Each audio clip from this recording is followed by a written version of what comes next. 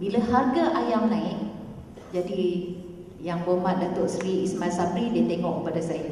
Dia kata, "Kak, saya arahkan kakak menjadi pengurusi bersama kementerian ini dengan Kementerian Pertanian." Sebab apa? Dia kata banyak kena-mengena dengan kementerian lama. Akak kan banyak kawan, dia kata. Akak kan orang lama, dia kata. Ya, kata memang. Saya kata saya. Jadi kita aturkan majlis perjumpaan mengenai harga-harga barang-barang makanan. Jadi dilema saya di dalam kementerian yang baru, di Kementerian Pertanian, kita hendak harga yang semua baik belaka untuk petani, peternak dan nelayan. Nak harga ikan elok, nak harga ayam bagus, nak harga sayur elok. Tetapi di kementerian yang baru, nak harga semua turun. Jadi saya dilema sebab saya masih ingat juga dengan petani, peternak dan nelayan. Dan pada masa yang sama, ini pengguna hendak semuanya turun. Jadi have to balance. Tetapi yang baiknya, saya tak tahu ada tak Dr. Abdullah di sini, vet tu, bila dia datang bermesyuarat, dia mencadangkan harga sekian harga, katalah RM7. Tetapi kementerian saya pula mencadangkan harga RM7.20. Saya kata, "Dok, you jangan banyak cakap, terima RM7.20." Bermakna kita di Kementerian Pertanian mencadang harga yang lebih rendah. Tetapi di kementerian yang sekarang ini, dia mencadangkan harga yang kira sederhana. Sebab rasional yang diberikan jangan banyak sangat beza. Sebab nanti kalau kita nak naik, jadi tak adalah dirasa sangat ketara bezanya. Jadi saya cakap dengan yang wakil daripada veterina, saya kata terima, jangan cakap banyak. Saya kata, "Dok, terima." Saya sebab apa? Bagus, saya kata.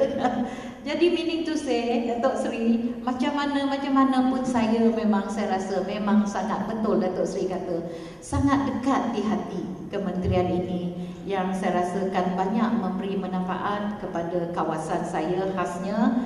Dan sebenarnya saya sangat dikatakan enjoy, the word is enjoy. Saya mendapat satu kepuasan bila bekerja di Kementerian Pertanian dan Industri Asas Tani. Dan sebenarnya kerjasama yang saya dapati daripada semua ni macam kita dalam satu keluarga.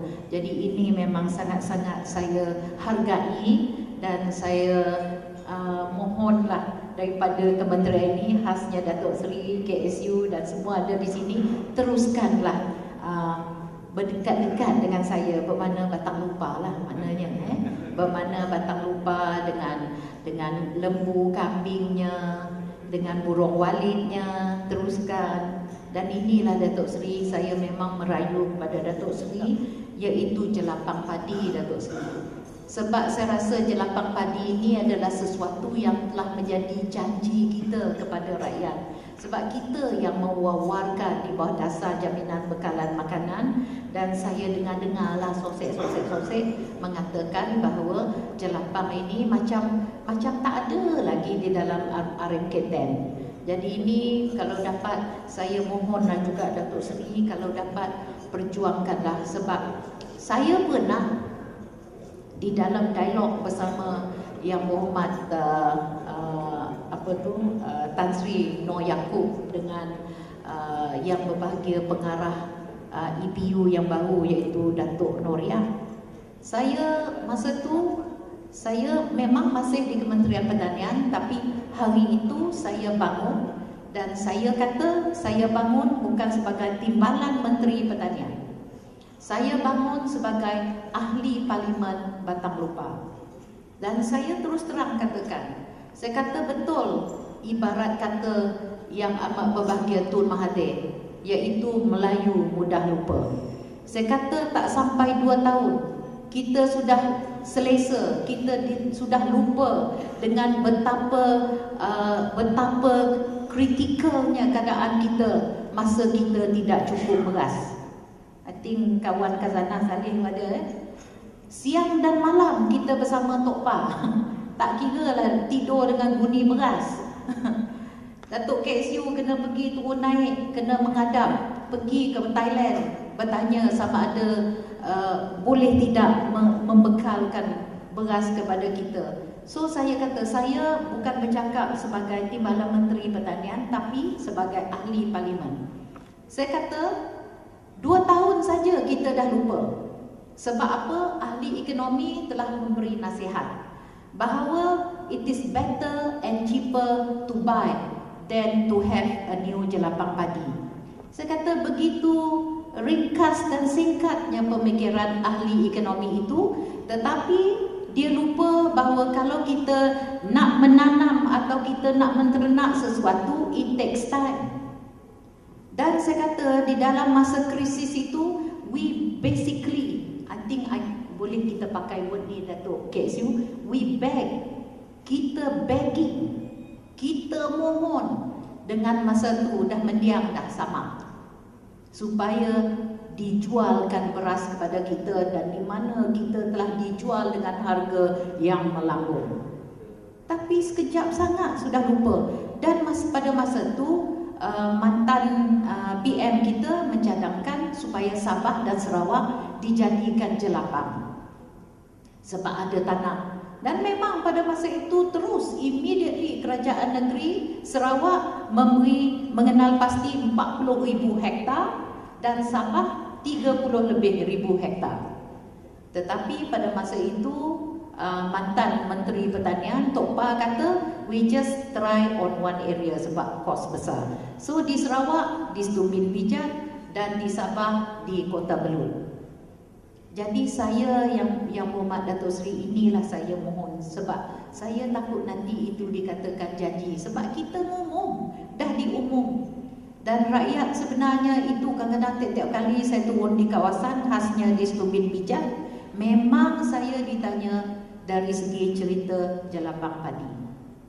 Sebab dikatakan di mana jelapang padi, sebab di kawasan saya, kalau jelapang padi itu menjadi, itulah satu daripada mega projek di dalam kawasan saya dan boleh merubah corak penghidupan rakyat di kawasan itu.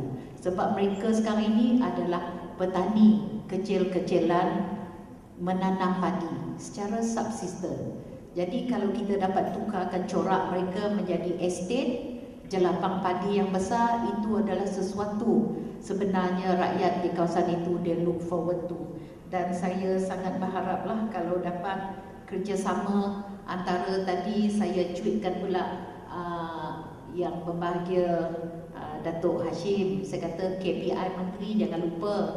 KPI Menteri di Sarawak hanya di Batang Lupa.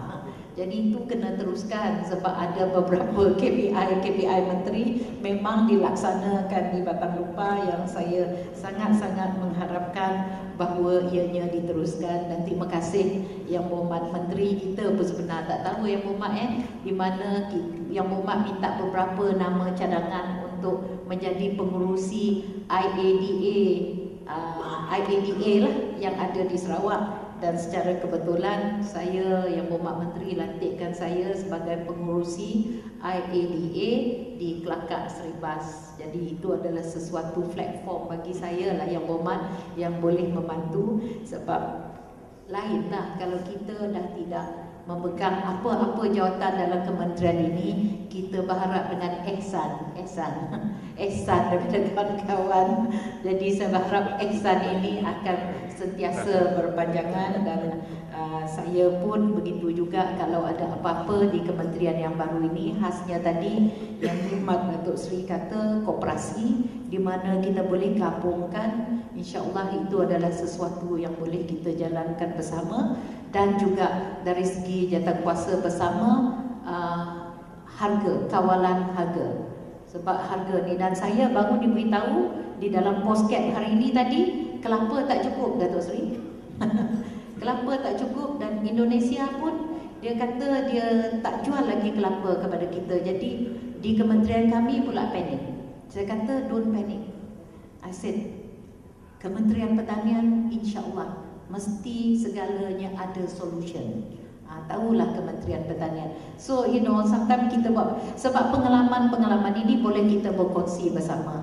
So tadi dia orang panik kata tak cukup kelapa. Saya kata insya-Allah Kementerian Pertanian insya-Allah sentiasa ada solution. yang boleh digunakan untuk kita mengatasi masalah-masalah yang menjadi keperluan pengguna. Dan untuk makluman, bila menjaga pengguna ni Datuk Seri, memang Datuk Seri dah ada pengalaman sebab banyak agensi jabatan yang ada di kementerian saya sekarang ni pernah bersama dengan Yang Berhormat Datuk Seri di dalam MECD. Jadi bermakna tidaklah asinglah kepada Yang Berhormat Datuk Seri dengan kegiatan-kegiatan atau aktiviti di Kementerian Perdagangan Dalam Negeri, Koperasi dan Kepenggunaan. Jadi tadi Yang Berbahagia Datuk KSU dan Yang Berhormat Datuk Seri, dan ada pula ditunjukkan sedikit sebanyak kegiatan-kegiatan kita bersama. Tapi Yang Berhormat Datuk Seri, ini pesanan daripada TYT Sarawak. Dia masih berpesan kepada saya. Dia kata, Maha jangan lupa jemput dia. Dia kata dia memang kalau sebut Maha tu memang dia suka sangat. Tapi bukannya rasmi-rasmi, dia kata jemput, dia nak jalan-jalan, dia nak beli barang. Hari tu dia borong orkid, dia borong buah-buahan dekat ni. Jadi dia kata jemputlah dia juga. So saya kata nantilah saya sampaikan salam kepada Yang Berhormat Menteri untuk menjemput TYT bersama, supaya mereka memang look forward lah kepada segala kegiatan di Kementerian Pertanian, khasnya Maha yang kebetulan kali inilah, tahun ini dianjurkan Maha, dan saya jugalah minta dijemputlah. InsyaAllah tak jemput saya datang ke Maha, sebab itu adalah sesuatu yang kita telah bersama-sama, dan insyaAllah saya look forward, because saya memang terasa seronok sangat di dalam suasana dengan petani, especially lah my favorite area is the hanging vegetable. Saya tak tahu, saya suka dengan sayur yang tergantung-gantung tu kan. Saya suka sangat. Lepas kita langgar-langgar kepala kita dekat apa tu, labu kan, labu air. Lagi seronok. So that is my favorite place, dan insyaAllah saya juga akan bersama. Tapi namun demikian, apa yang saya ingin luahkan di sinilah Yang Berhormat Datuk Seri dan semua kawan-kawan saya, memang agak berat hati saya meninggalkan Kementerian Pertanian dan Industri Asas Tani. Dan memang tapi apa pilihan kita, sebab seperti saya katakan, ini juga rezeki, dan ini adalah satu tugas yang diamanahkan kepada saya. Sebab memang suka duka, susah senang kita telah lalui bersama. Dan ini Kementerian Pertanian adalah kementerian yang kedua. Yang pertama Kementerian Luar Bandar, nama tu KPLB dahulu namanya pun begitu, di mana banyak juga saya mendapat manfaat daripada kementerian itu, sebab segala infrastruktur semasa saya berada sebagai ahli Parlimen Satubong, saya juga memang merasa manfaat yang diperolehi di mana-mana saya berada. Tapi ini seperti saya kata, ini adalah rezeki yang diberikan kepada kita, dan saya sentiasa kita amat bersyukur pada Allah Subhanahu Wa Taala kerana memberikan rezeki untuk saya berada di beberapa tugas-tugas dan juga di kementerian. Dan memang saya sebelum ini memang juga saya bertugas di Kementerian Pertanian dan Kemajuan Masyarakat di Sarawak.